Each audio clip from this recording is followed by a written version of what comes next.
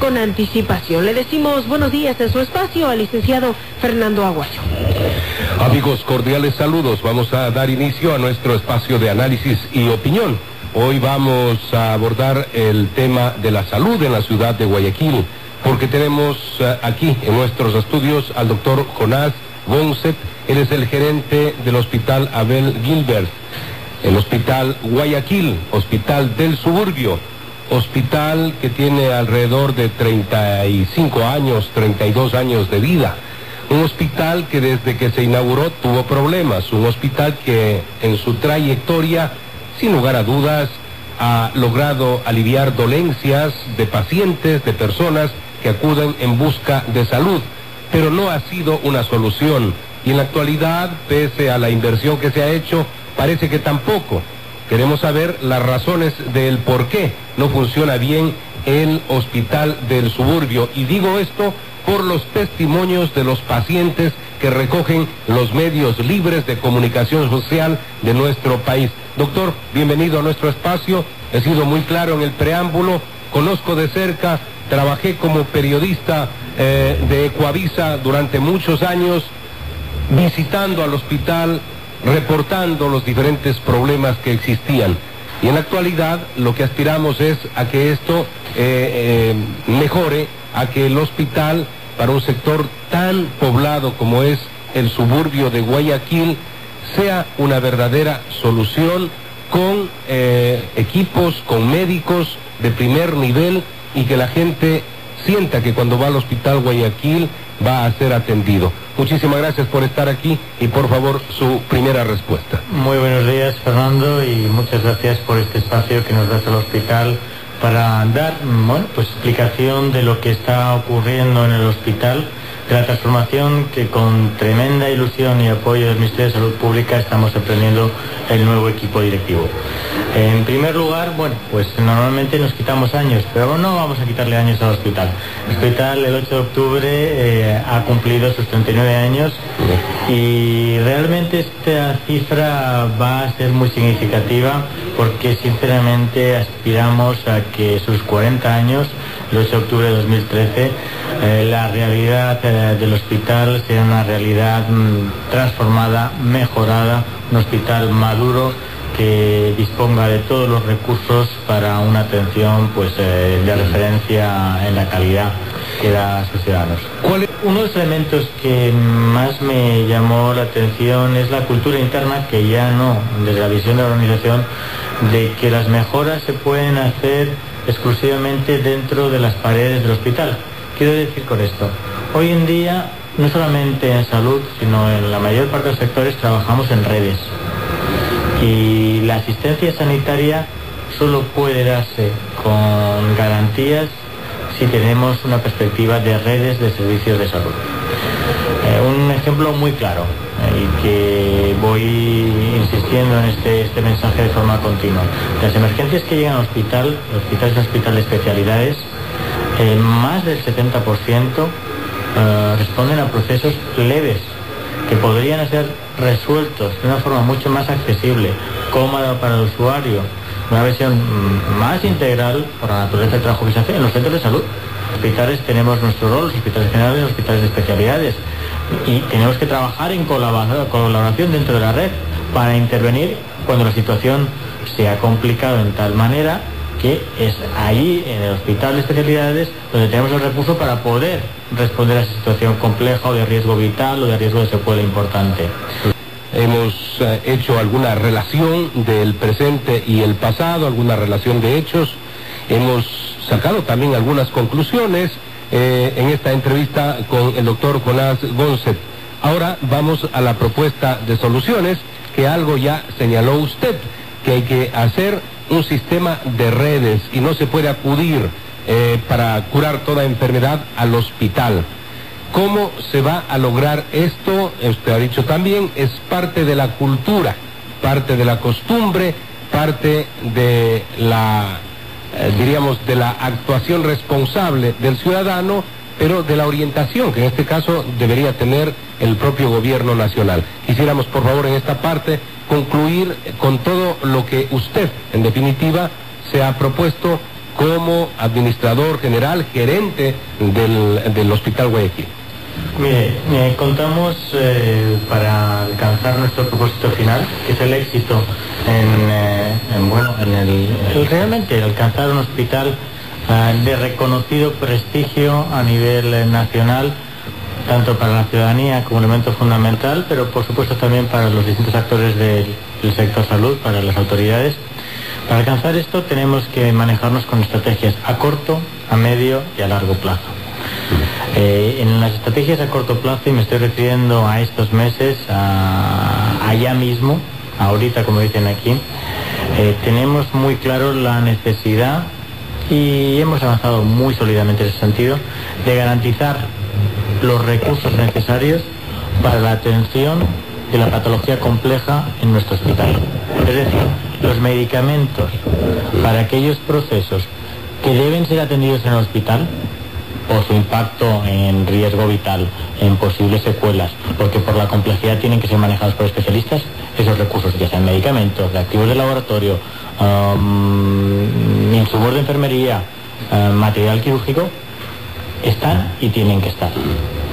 Y hemos, ese es el primer paso, es primordial, fundamental, y usted está enfocado en eso. Esto es el elemento de los insumos que sean coherentes con la realidad, con la misión del hospital, es un elemento fundamental y que además hemos atendido de forma priorizada. Lamentablemente viví, y en el pasado, ya es el pasado, situaciones en donde había dificultades con determinados insumos para pacientes que estaban ingresados en medicina intensiva. No puede ser. En medicina intensiva los pacientes se mueren si no tienen el insumo.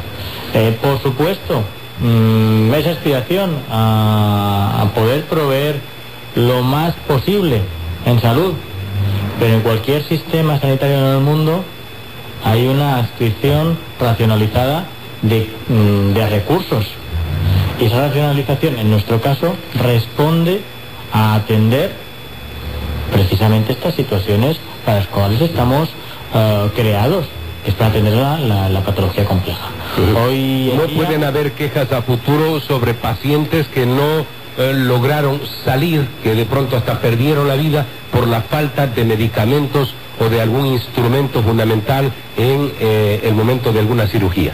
Más adelante hablamos de la queja. Lo que no puede faltar, y no falta, le garantizo, y si falta porque pueda ser esa contingencia, buscamos la solución de forma inmediata, es que el paciente que está hospitalizado, que está con una emergencia de estas características, tenga todos los recursos, los profesionales, los trabajadores, la institución, para poder atender oportunamente. Y eso ya es una realidad, y francamente yo creo que las vamos a consolidar de forma definitiva.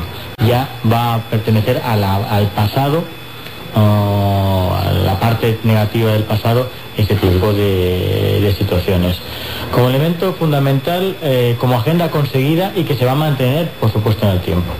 Otro elemento a corto plazo ha sido intervenir el área de emergencias, en el sentido de que racionalizamos día a día y con reconociendo la limitación de recursos, pero con recursos limitados se puede hacer bastante, y tenemos la expectativa de que van a entrar importantes recursos para tener una emergencia radicalmente diferente.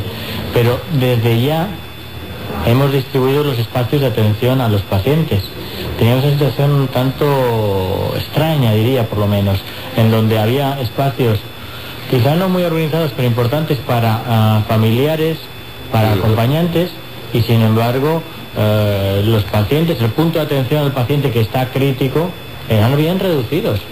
Probablemente externamente y para muchos familiares puede haber molestado lo que hemos hecho de forma temprana, pero básicamente cualquiera que reflexione un poquito va a entender lo que hemos hecho es ampliar el espacio de atención al paciente crítico, porque estamos ahí para atender en condiciones e intentando velar también no solamente por un espacio adecuado para la seguridad en el manejo de este paciente crítico, sino también avanzar en el sentido que creo que es muy importante, de un manejo adecuado de la intimidad, de la confidencialidad.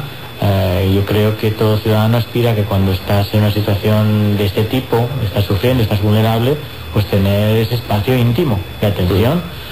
Son elementos que son realmente muy importantes a la hora de la calidad que percibe los pacientes y los familiares, la experiencia de cómo me han atendido.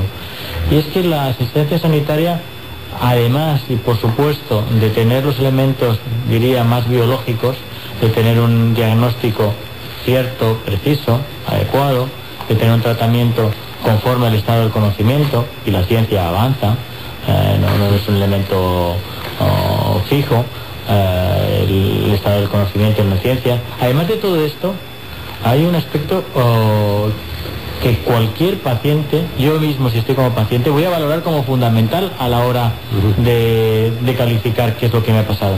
Y es cómo me han informado, cómo se han comunicado conmigo, qué cercanía o lejanía ha tenido el trabajador de salud, el médico, la enfermera conmigo, porque estoy en una situación de sufrimiento. Y la parte de manejo humano, de calidez y de comunicación e información son elementos clave para tener una buena experiencia. Cuando uno, en cualquier situación de la vida, pero especialmente cuando te sientes enfermo, cuando tienes sensación de riesgo vital, los elementos más importantes es disminuir la incertidumbre, que te informen de qué me puede pasar, qué me van a hacer, cómo me lo van a hacer, cuáles son los tiempos, y que hay una cercanía humana.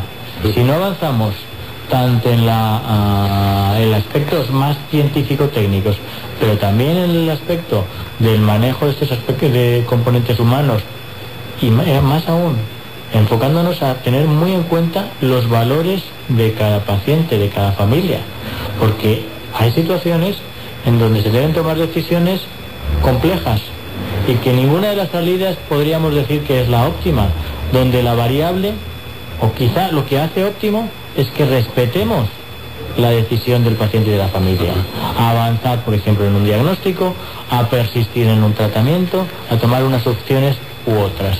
Eso todo es un proceso que tiene unos elementos culturales bastante importantes. Muy importante, lo que está notando es sumamente importante. Tenemos que subrayar, 2013 va a ser el año, yo diría, del hospital, el año del Abel, en el sentido de que va a ser el año del crecimiento. Estamos estableciendo las bases para reforzar lo que es una problemática no solamente en nuestro hospital, sino de la red de servicios de salud, la falta o la limitación entre los médicos especialistas y profesionales en general de salud especializados.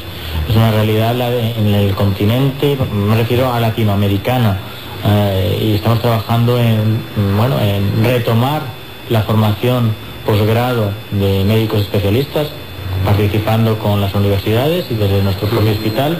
También la captación de médicos ecuatorianos que en su momento decidieron emigrar a otros países, que tienen la fortaleza de haber incorporado por la experiencia y la formación en distintos ámbitos, y que pueden volver al Ecuador con condiciones cada vez más competitivas. Y por supuesto los que están aquí, pues intentar generar esa realidad. Estamos en un proceso ilusionante de cambio dirigidos al éxito, y participar de este proyecto de transformación del hospital es una oportunidad, yo diría, que no solo profesional, sino también humana, realmente relevante. Que se cumplan los objetivos, y veo a usted en la misma intención sana cuando dice que orgullo para un trabajador de la salud el que le posibiliten, por ejemplo, aliviar la dolencia de alguien, y lo mismo aprecio en usted como gerente del hospital. Muchísimas gracias por haber estado con nosotros. Habrá oportunidades futuras para poder dialogar sobre la marcha de este hospital, que es un centro muy importante, pues no, de atención para una vasta población en la ciudad de Guayaquil. Muchísimas gracias. Muchas gracias, Fernando, y desde aquí quedan invitados a acompañarnos durante este año, y el 8 de octubre de 2013 poder celebrar con nosotros nuestro 40 aniversario. Qué bueno.